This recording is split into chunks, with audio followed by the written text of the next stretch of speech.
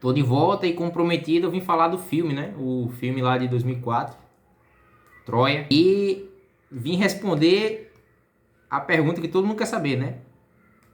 Qual resumo é pior? O filme ou o pior resumo da Ilíada? Assim, primeiro, os meus vídeos você já sabe, né? Tá aqui no canal, é só você assistir. Vou falar um pouco agora do filme. Algumas considerações iniciais. Primeiro, o filme não foi feito pra competir comigo, né? Eu também não fiz os vídeos para competir com o filme, mas, assim, vamos fingir que existe alguma paridade nesse caso. Segundo, o filme não tem uma intenção de ser tão fiel à história quanto o meu resumo, né? O filme tem uma lógica própria. Outra coisa, o recorte do filme não coincide com o recorte temporal do livro. Então isso traz algumas distorções, né? O filme começa um pouco mais cedo e termina um pouco mais tarde. Outra, eu não tenho dinheiro nem talento suficiente para bater de frente com um filme de Hollywood, né? Então, vamos manter as devidas proporções. Outra coisa, meus vídeos não tem tanto apelo assim, né? Por exemplo, não tem o Brad Pitt sem camisa, não tem a Diane Kruger sem camisa, se é que vocês me entendem. E por último, estamos comparando duas produções audiovisuais diferentes, né? Um é um filme, o outro são vídeos para o YouTube. Eles têm lógicas de funcionamento diferentes. Então, eu quero fazer uma comparação, mas considerando tudo isso posto antes, né? E aí, primeiro, vamos falar das qualidades do filme. Eu não vou falar das qualidades técnicas de cinema, até porque eu não faço a menor ideia, não sou nem um pouco entendido na arte do cinema. Mas assim, fazendo jus. Pra mim, a grande qualidade do filme é transformar a história no drama de Aquiles. Que no livro, Aquiles aparece no começo, para dar o motivo da história durar tanto, e no final para resolver a parada, né? Aí assim, claro que do filme isso deriva do grande problema desse filme, que é o que eu vou falar depois. Mas a parte de focar em Aquiles eu achei que foi bem acertado. E deu uma complexidade maior pro filme. Outro ponto positivo que eu achei foi tirar completamente os deuses da história. Não que eu ache que no livro os deuses teriam atrapalhado a história, muito pelo contrário. Mas eu acho que pra lógica do filme, a dinamicidade das coisas, você tem algumas cenas que eles conseguiram explicar mesmo sem a presença dos deuses. E algumas cenas que não teriam como explicar sem os deuses, eles simplesmente tiraram da história. E é isso. E assim, se tivesse colocado os deuses no filme, eu acho que quebraria muito. Porque você teria que os mortais, e eles estariam vivendo a vida dele. E aí eu não sei como é que daria um contraste de maneira audiovisual, assim, pá, esses caras aqui são deuses, meu amigo, é um negócio muito mais acima. E no livro, os cenários mudam muito rápido, eles vão e voltam, e tipo assim, os deuses teleportam muito rápido de um canto para o outro. Eu acho que, retirando os deuses da história, em matéria pra dinâmica do filme, eu achei que foi algo positivo. Outro ponto que eu gostei do filme foi Briseida, a doidinha lá que Agamenon rouba de Aquiles. Ela tem uma participação maior no filme do que no livro. Ela tem mais cenas, ela fala, ela tem opinião. E para o grande ponto do filme, que é o drama de Aquiles, você ter uma personagem que ele ficou puto mesmo no livro. Ele falou, não, eu tava aqui com ela há pouco tempo e já gostava muito dela. Ele fala isso no livro. Então, se você quer focar, pá, isso aqui eu vou falar de Aquiles, rapaz. Isso aqui não é a história da Guerra de Troia, não. A Guerra de Troia é um pano de fundo para eu mostrar Aquiles. Então eu acho que nesse ponto a presença de Briseida é um ponto positivo. E outra coisa é que esse é um motivo meio fútil, assim, mas eu gostei de que no filme alguns heróis gregos importantes morrem. Tipo, tirando o Pátroclo, né? Porque Pátroclo teria que morrer de qualquer jeito. Mas no filme, Menelau e Ajax Cruyff lá, o Telamônio, o maior Ajax. Inclusive no filme só tem um dos Ajax, né? Os caras reduziram os caras fizeram um corte de orçamento.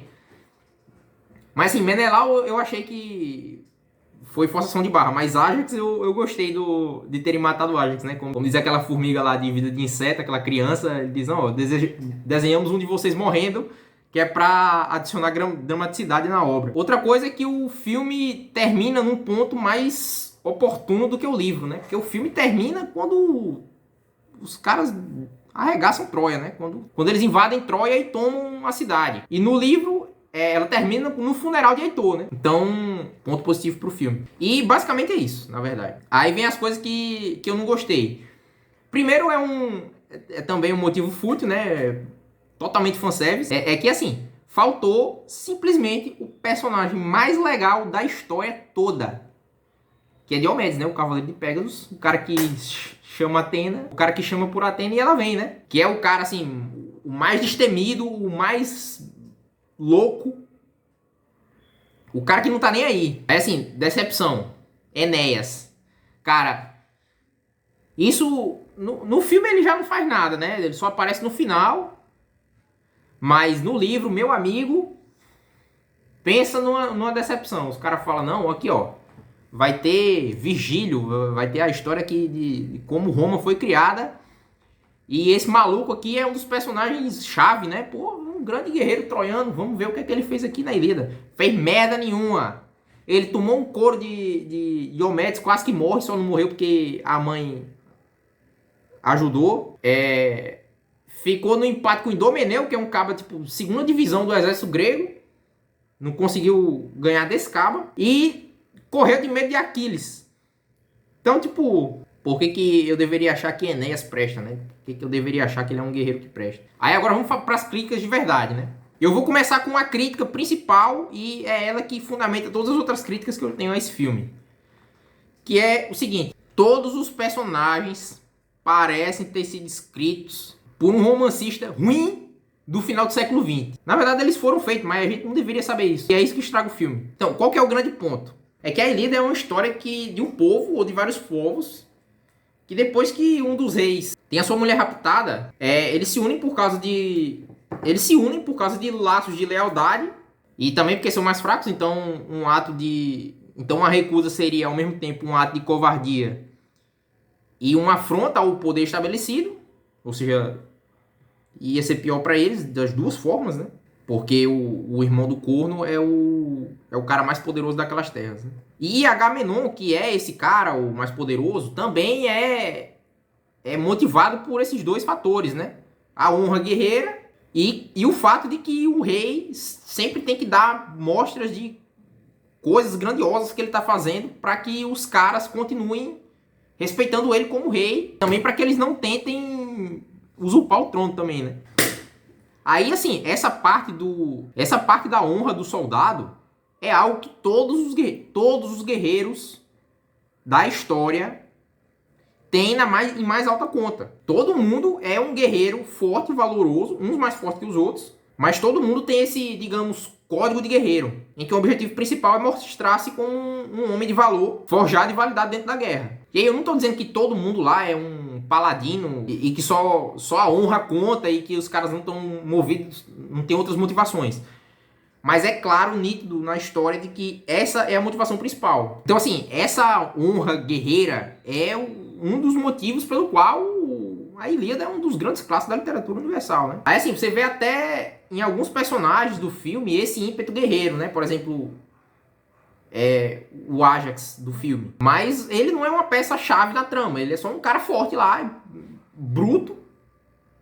Muito mais burro do que no livro. E assim, é só um personagem secundário. Aquiles também tem isso no filme. Mas, como eu disse, Aquiles é um personagem mais complexo no filme. Eu vou falar mais sobre ele depois. Vamos comparar como é que se desenrola a história no filme e no livro. Paris chega lá na casa de Menelau. Tem uma festa. Ele rouba a mulher de Menelau. Volta pra Troia com ela. Ele fica puto. Menelau fica puto. E junta a galera todinha pra ir buscar Helena lá do outro lado do mar. E isso desencadeia uma guerra. E é isso. Até aí nada mudou. Mas aí os caras do filme transformam esse fato, que é o principal do livro, num mero pretexto para dois reis gananciosos conseguirem mais terra e conseguir ter um pretexto para os outros reis menores ajudarem ele a fazer isso. Tipo, dane-se essa honra guerreira. Essa história aí é só para enganar soldado, para que ele morra por você na guerra. E aí, com isso, o filme acha que tá substituindo uma motivação fraca por outra maior. Tipo assim, é isso que as pessoas poderosas fazem para conseguir mais poder. Mas, na verdade, o que ele faz é... ele nivela por baixo a motivação da história. Porque, tipo, isso transforma Ajax num babaca, Ulisses num babaca, que é o cara mais inteligente da história. O cara que é simplesmente parte do sistema. E Aquiles também só não é um babaca porque a história se importa. Porque esse negócio dele se importar mais de como o nome dele vai ficar pra história do que com a própria vida, além de carregar o filme nas costas, funciona porque ele tá realmente muito acima dos demais. Ele é um guerreiro muito melhor do que os outros. E o nome dele realmente ficou pra história, né? Então, tipo, se outro soldado qualquer tivesse esse pensamento dele, mas ele não fosse bom o suficiente pra literalmente acabar com a guerra sozinho, que foi o que Aquiles fez, ele seria mais babaca ainda do que os outros. Que a maioria dos soldados realmente não tiveram o nome deles lembrado, né? Eu chamo babaca porque o cara acha que tá lutando por honra e na verdade tá só sendo usado por um rei ganancioso. Agora vamos falar como é que o filme estragou todos os personagens. Agamenon e Menelau viraram dois velhos escrotos gananciosos. E isso não existe no livro, cara. E como eu já falei, isso não deixa a história mais interessante, isso deixa ela menos interessante. Aquiles é o personagem mais bem feito do filme, porque ele ainda mantém traços do guerreiro da época antiga, que era louvado pelos poetas da época, mas que nessa história, se a humanidade não soubesse já há 3.000 anos que ele era o personagem principal, ele provavelmente teria virado simplesmente um cão de briga de Agamenon e simplesmente ter essa honra toda manipulada. A humanidade tá de parabéns nesse ponto. Mas eles conseguiram cagar Aquiles também, porque no filme Aquiles é ateu. Bicho, os caras realmente acharam que fazer Aquiles não acreditar nos deuses e até profanar o templo de Apolo ia fazer ele ser um cara mais incrível. Que assim, provavelmente Aquiles também leu Nietzsche e todos os filósofos materialistas do século XX também, para achar que os deuses gregos não existiam naquela época e que tudo que valia era a força do braço dele. Provavelmente Aquiles também concordava com todas as ideias do diretor do filme, né? Sim, e ele liberta a Briseida também. Porque, sei lá, se você ama alguém, deve deixá-la livre. Aí se ela voltar, quer dizer que ela ama você também. Ah, e ainda tem outra. Essa é a parte mais idiota do enredo todinho do filme. Quando o Príamo vai buscar o corpo lá de Heitor no filme, ele liberta a Briseida nessa hora e manda ela voltar pra Troia de novo, né? Só que os cabas vão invadir Troia. Aquiles falou, ó, faz o teu funeral aí, depois a gente vai pra cima, não quero nem saber. E aí quando eles estão na invasão, Aquiles caga pra guerra e vai procurar ela, tipo, sendo que ele libertou ela 12 dias atrás. Tipo, nem é tempo suficiente pra ele estar com saudade. E nem é tipo assim, ah não, tô indo falar com ela pra dizer pra ela fugir, não sei o que. Não, é só tipo, eu quero ver ela, porque assim, tipo, vou destruir a cidade dela. E eu acabei de libertar ela, pô. Tipo, vai fazer o quê? Vai destruir a cidade, vai pegar todo mundo como escravo. Ela vai virar escrava de novo. Vai libertar ela de novo. Vai ficar essa merda o tempo todo. Vai ficar indo buscar ela de 12 em 12 dias de novo também. Ah, e ela... Não, e por certo, Aquiles ainda ia achar que ela... Ainda ia achar que ele teria um bom coração. Bicho, ela também é uma personagem moderna se passando por um personagem antigo, tanto quanto Aquiles. Paris. Paris é até bem retratado no filme, porque no filme ele é um irresponsável namorador e mimado. E no livro ele também é um irresponsável namorador e mimado. Mas ele que ficou com essa pecha no filme, né? Ele é o bebezão. Sendo que se você for olhar no livro, tem uma pessoa que é muito mais mimada do que Paris, 1000 vezes, que é Aquiles. Primeiro que aquela briga que ele teve com Agamenon no começo da história, ele só não morreu porque ele era Aquiles. Porque mesmo tendo sido uma sacanagem o que Agamenon fez com o cara, se fosse qualquer outra pessoa que tivesse se revoltado com isso e tivesse ficado com birra, Agamenon teria matado esse cara. E assim, teria matado até com razão, porque tipo, se você é o rei da parada toda lá e o cara te desafia assim na cara dura e fica por isso mesmo, os teus subordinados vão cagar pra você também. E considerando tanto que essa história depende de discurso motivacional, se só você for ver, se for rever os vídeos que eu gravei, o tanto de vezes que a guerra vira porque alguém faz um discurso motivacional é basicamente o enredo da guerra até Aquiles chegar, né?